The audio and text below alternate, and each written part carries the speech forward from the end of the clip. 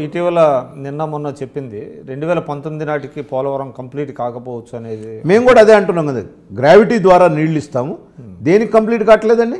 మా నాయకుడు కష్టపడేదానికి కేంద్రం వాళ్ళు బాధ్యత తీసుకొని పూర్తిగా 100% నిర్మాణం చేయాల్సినటువంటి పూర్తి బడ్జెట్ కనుక రిలీజ్ చేస్తే ఖచ్చితంగా 19 నాటికి పూర్తి స్థాయిలో ప్రాజెక్టు కట్టేవారు. ఇప్పటికి మాకు ఇంకా 3600 కోట్ల రూపాయలు ఇవ్వాలి. ఇప్పటికీ ఈ లోడ్ బడ్జెట్లో ఉన్నటువంటి బడ్జెట్ని తీసిపోయి పోలవరానికి పెట్టి ఆయన సాధక బాధకాలు పడుతున్నాడు. ఇప్పటికీ స్టిల్ ఇంకా 3000 కోట్లు చిల్లర ఇవ్వాలి. అందుకని మేము ఏమంటున్నాం, కేంద్రం ఇచ్చేది సత్వరం ఇస్తే డెఫినెట్గా మేము చూపిస్తాం. అయినప్పటికీ కూడా 19కి గ్రావిటీతో నీళ్లు 2 కాలువలకు ఇవ్వడానికి సిద్ధంగా ఉన్నాం. ఇవాళ నిన్ననే చూశారు, నిన్ననే అది పెద్ద బ్రహ్మాండమైనటువంటి చరిత్రలో ఒక వాక్ అనేది అండర్ గ్రౌండ్ వాక్ చేశారు నిన్న బ్రహ్మాండంగా. ఇవాళ దరిదాపుగా 59-60% కంప్లీట్ అయిపోయింది. కాబట్టి పోలవరం ఘనత ఆ రాష్ట్ర ప్రజానికం మొత్తం కూడా చంద్రబాబు నాయుడు గారి మీద పెద్ద భరోసా ఉన్నది. మళ్ళా చంద్రబాబు నాయుడు గారే కంప్లీట్గా మళ్ళీ 5 సంవత్సరాలు ఉంటే ఈ రాష్ట్రం డెవలప్ అయ్యిద్ది అనేది, ఇంకోటి రాజధాని నిర్మాణం కూడా వారైతేనే చేస్తారనేది వారికి పూర్తి నమ్మకం ఉంది. ఇవాళ ఇవే కాకుండా ఇంత లోడ్ బడ్జెట్లో ఉన్న అనేక కార్యక్రమాలు చేసామండి. ఇవాళ ప్రతిదీ పెన్షన్లు కానీ ప్రతిదీ ఏది చూసుకున్నా సరే గత 10 ఏళ్ల కాంగ్రెస్ పార్టీ కన్నా కూడా గత ముఖ్యమంత్రి రాజశేఖర రెడ్డి ఇచ్చిన దానికి కూడా ఇవాళ మేము అన్నీ డబుల్ ఇచ్చినాం. ఎస్సీ ఎస్టీ సబ్ ప్లాన్ కానీ, బీసీ ప్లాన్ కానీ, కార్పొరేషన్ల ద్వారా కానీ ప్రతి కార్పొరేషన్ ఇవాళ ఈవెన్ సమాజంలో ఉన్నట్టు బ్రాహ్మణ కార్పొరేషన్ కూడా పెట్టినాం వెనకబడ్డ వాళ్ళని. ఇవాళ ఒక మాట చెప్పండి, ఇంకోటి కూడా ఆలోచిస్తున్నాం.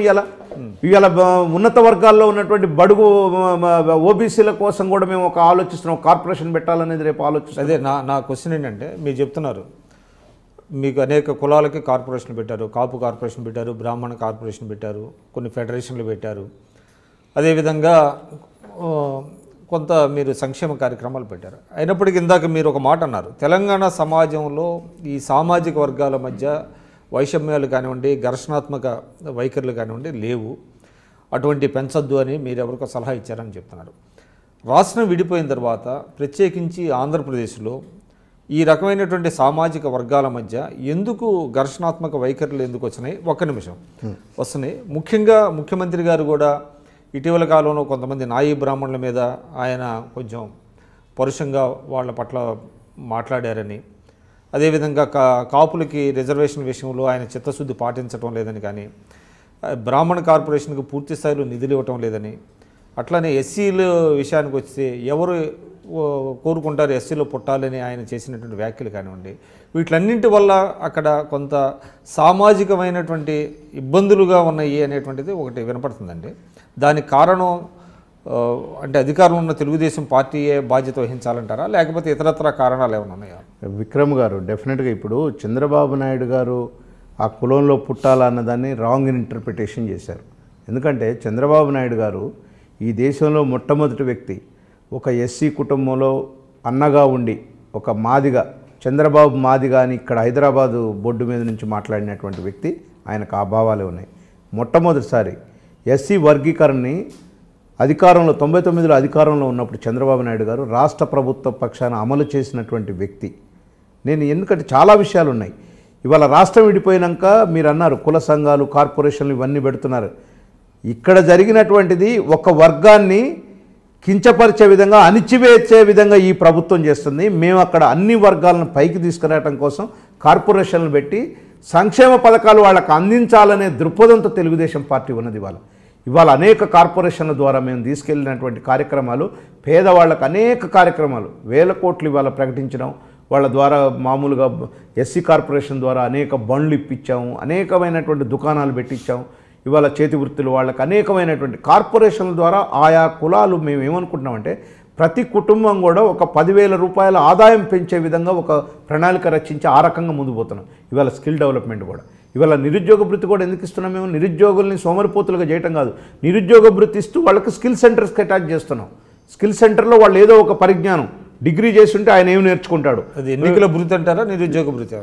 నిరుద్యోగ భృతి కూడా ఇస్తున్నారు, ఎన్నికల భృతిగా తప్పది. అంటే మేము ఒక ప్రణాళిక ఇప్పుడు అంటే దాదాపు 7-8 నెలలు మేము ఎందుకు చెప్తా ఉన్నామంటే రాష్ట్రం ఇబ్బందుల్లో ఉంది, లోడ్ బడ్జెట్లో ఉంది, బడ్జెట్ లేని రాష్ట్రం, మేము ఇచ్చిన వాస్తవం వాగ్దానం. అందుకని దానికి ఒక కమిటీ వేసినాం 1 year 1.5 year బిఫోర్. అసలు దీన్ని ఎట్లా స్టాటిస్టికల్గా తీసుకోవాలా, నిరుద్యోగులు అనే వాళ్ళు ఎక్కడికి వస్తారు, ఏ పరిమితికి తీసుకోవాలనేది ఒక విధి విధానాలు నిర్ణయించడానికి ఇంత టైం పట్టింది. 2000 ఇస్తున్నారు, 1000 రూపాయలు ఇస్తున్నారు. డెఫినెట్గా మేము అది నిరుద్యోగులకు చెప్పాము. మేము ఇస్తానన్న మాట వాస్తవమే. ఇప్పుడు బడ్జెట్ పర్మిట్ చేసినంత వరకు ఇస్తున్నాం, రాబోయే రోజుల్లో దీన్ని డెఫినెట్గా ఇంక్రీజ్ చేస్తాం అనేది కూడా చంద్రబాబు నాయుడు గారు చెప్పారు. ఇప్పుడున్న పరిస్థితిని బట్టి వాళ్ళు కూడా దే ఆర్ హ్యాపీ. అసలు వాళ్ళు కనీసం వాళ్ళ నిరుద్యోగులు కనీసం స్టేషనరీ కొనుక్కొని పుస్తకాలు కొనుక్కొని చదువుకోవడానికి వీల్లేనటువంటి పరిస్థితిలో ఎంతో కొంత వాళ్ళకి ఏదో వృత్తిగా ఉంటుందని చెప్పే ఒక సానుకూలంగా ఇవ్వటమే తప్ప ఈ 1000 రూపాయలతోటే మనిషి బతుకుతాడని కాదు, వాళ్ళకు కొంత ఒక మోరల్ సపోర్ట్గా ఇవ్వటం ఇది. రెండోది, ఇవాళ చంద్రబాబు నాయుడు గారు చేసినటువంటి నిరుద్యోగ భృతి ఇవాళ ఇక్కడ ఉన్నటువంటి టీఆర్ఎస్ పార్టీ ప్రభుత్వం ఏదైతే ఉందో దాన్ని ఆసరాగా తీసుకొని రేపు ఇవ్వాలనే ప్లాన్లో వీళ్ళు ఉన్నారు. ఇవాళ కాంగ్రెస్ పార్టీ కూడా రేపు మేనిఫెస్టోలో పెట్టింది రేపు రాబోయే రోజుల్లో నిరుద్యోగ భృతి ఇస్తామని. అదేవిధంగా ఒరిస్సా ప్రభుత్వం కూడా టేకప్ చేస్తుంది, బెంగాల్ ప్రభుత్వం కూడా మొన్ననే వచ్చిపోయారు వాళ్ళు ఇది ఎట్లా ఇస్తున్నారని. అంటే ఒక ఆదర్శంగా నిరుద్యోగ భృతి ఈ దేశంలో మొట్టమొదటిసారి ఇస్తున్నటువంటి చంద్రబాబు నాయుడు గారు దీన్ని ఏ రకంగా ఏ స్ట్రాటజీ ప్రకారం ఇస్తున్నారనేది మిగతా రాష్ట్రాలు ఆదర్శంగా తీసుకున్నాయి.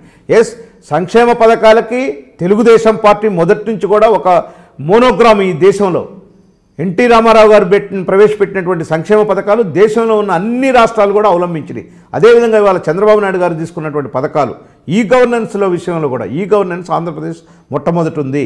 ఎట్లా ఈ గవర్నెన్స్ని ముఖ్యమంత్రి గారు చేశారని ఇతర దేశాలు ఇతర రాష్ట్రాలు ఇతర దేశాల్లో ఉన్నటువంటి గవర్నర్స్ వాళ్ళు కూడా వచ్చి మీది ఎట్లా సాధ్యమైందని చెప్పి ఇవాళ నిన్న చైనాలో కూడా మా లోకేష్ గారు ఒక ప్రెస్ మీట్లో మాట్లాడుతుంటే వాళ్ళు ఆశ్చర్యపోయినారు మా ఇక్కడ జరుగుతున్నటువంటి ఈ గవర్నెన్స్ గురించి. కాబట్టి ఎంతో అంటే చంద్రబాబు నాయుడు గారు ఇలా పరిపాలనని సంక్షేమ పథకాలు అదేవిధంగా ఈరోజు సాంకేతిక పరిజ్ఞానం ఏదైతే డెవలప్ అయిందో ప్రపంచంలో దాన్ని ఆంధ్రప్రదేశ్కి అనువర్తించుకుంటూ దీన్ని పికప్ చేయాలనే ఉద్దేశం ఆయనకున్నది.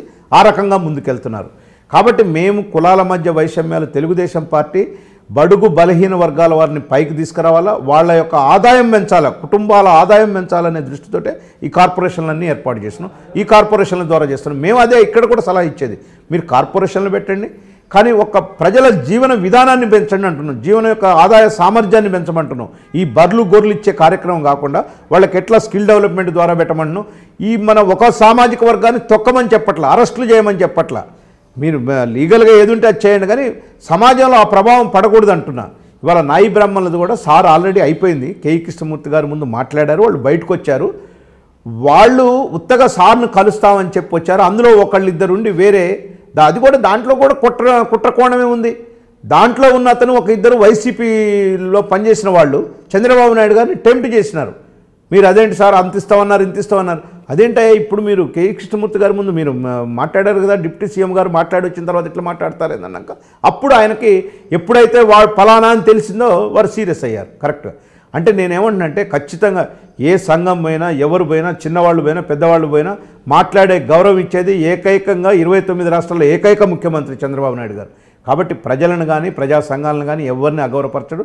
ఒక్కటి చంద్రబాబు నాయుడు గారు నిజాయితీగా ఏదైనా ఒక సలహా ఇస్తే ప్రతిపక్ష పార్టీగా కాదు మేధావిగా కాదు పార్టీ కార్యకర్తగా కానీ ఇస్తే ఖచ్చితంగా స్వీకరిస్తారు. కానీ దాంట్లో గూఢార్థం ఉందంటే మటుకి ఎట్టి పరిస్థితుల్లో క్షమించరు దాన్ని. అదే నడుస్తుంది ఈరోజు. ప్రతిపక్షాలు కూడా ఏంటండి ఒక ఇంపార్టెంట్ రాష్ట్రం ఇన్ని ఇబ్బందుల్లో ఉంది, అనేక సూచనలు సలహాలు చేయొచ్చు. ప్రతి నిమిషం ఆయన్ని ఎక్కడ అడ్డపడ్డారు, రాజధానికి అడ్డపడ్డారు, పోలవరానికి అడ్డపడ్డారు, పట్టిసీమకు అడ్డపడ్డారు, ఎక్కడ కూడా ప్రతిపక్షం నుంచి ఆయనకు. అందుకనే ఈ రాష్ట్రంలో 9 సంవత్సరాల సమైక్య రాష్ట్రంలో 9 సంవత్సరాల 25 ఏళ్ళు చేసినటువంటి ముఖ్యమంత్రి ఆనాడు ఇక్కడ ప్రతి దానికి ఏది పెట్టినా సరే నెలకోసారి ప్రతిపక్ష మీటింగ్ ఉండేది, ఏది చేసినా అందులో చెప్పేవాడు. ఇవాళ 4.5 సంవత్సరాల్లో ప్రతిపక్ష మీటింగ్ పెట్టలేదని మాట్లాడతారు. మీరు రాష్ట్రం ఏర్పడ్డ కాడి నుంచి విషం కక్కుతున్నారు ప్రతిపక్ష పార్టీలు అన్నీ కూడా. ఎప్పుడు కూడా ముఖ్యమంత్రి గారికి ఒక సలహా ఇవ్వలేదు. డెఫినెట్గా ఆయన లాస్ట్ మినిట్లో తప్పనిసరిగా ఆయన కూడా లాభం లేదు పిలుద్దామని చెప్పి స్పెషల్ స్టేటస్ విషయంలో పిలిచారు. నేను అడుగుతాను, ఒక ప్రతిపక్ష ప్రధాన బాధ్యతగా మీరు ఇవి చేస్తున్నారు, ఇవి ఎట్లా చేయాలి, కానీ రాజకీయంగా చేయకుండా వాటికి ప్రమోట్ చేసేటట్టు సలహా ఇచ్చేటట్టు ఉంటే ఎస్ గౌరవంగా సలహా ఉంటే తప్పు ఉంటే కూడా దాన్ని ఇవాళ మీరు స్టేటస్కి వచ్చారు, మా అందరి మీద కేసులు ఎత్తేయమన్నారు, అది రిలయబుల్గా ఉంది, వారు తీసేశారు. మీ ప్రతిపక్షాల మాట విన్నారు కదా. అందుకనే ప్రతిపక్షాలు కూడా ఆలోచించాలి, ముఖ్యమంత్రి ఏం చేస్తున్నారు, ఆయన ఎందుకు కష్టపడుతుంది, ఏమవసరం అండి. ఇవాళ మేమే ఆశ్చర్యపోతాం. 18 గంటలని వెనకట నానుడి, నాకు అనుమానం ఇప్పుడు 20 గంటలు పనిచేస్తున్నారు, ఓన్లీ 4 అవర్సే రెస్ట్ తీసుకుంటున్నారు. అసలు ఆ ఎనర్జెటిక్ అది మా వల్ల కాదండి. నేను ఈ మధ్య మొన్న ఒక వారం రోజుల క్రితం సార్ దగ్గరికి వెళ్ళాను. మార్నింగ్ 9 o'clock అసెంబ్లీ అయిపోయింది, ఈవినింగ్ 6 o'clock అసెంబ్లీ అయిపోయిన తర్వాత వచ్చినారు. ఈవినింగ్ 6 to 8:30 ఒక మీటింగ్ ప్రజాభవన్లో పెట్టారు అక్కడ. మళ్ళీ తర్వాత 8 to 8:30 ఎమ్మెల్యేలు 1-to-1 మాట్లాడారు. 10:30 లాస్ట్ అప్పటి కూడా ఇంకా 2 మీటింగులు ఉన్నాయి. ఏంటండి ఎవరి కోసం ఇదంతా? ఈ రాష్ట్రాన్ని ఎట్లా ముందుకు తీసుకుపోవాలి, ఈ రాష్ట్ర ప్రగతి ఎట్లా కావాలి, ఆయన అహర్నిశలు పనిచేసి ఆయనకి దేనికండి ఇదంతా, ఈ బాధ అంతా ఏంది అర్థం చేసుకోవాలి, ప్రజానికం కూడా అర్థం చేసుకోవాలి. ఆయన అందరిలాగా అందరు ముఖ్యమంత్రులాగా చేయలేక కదా.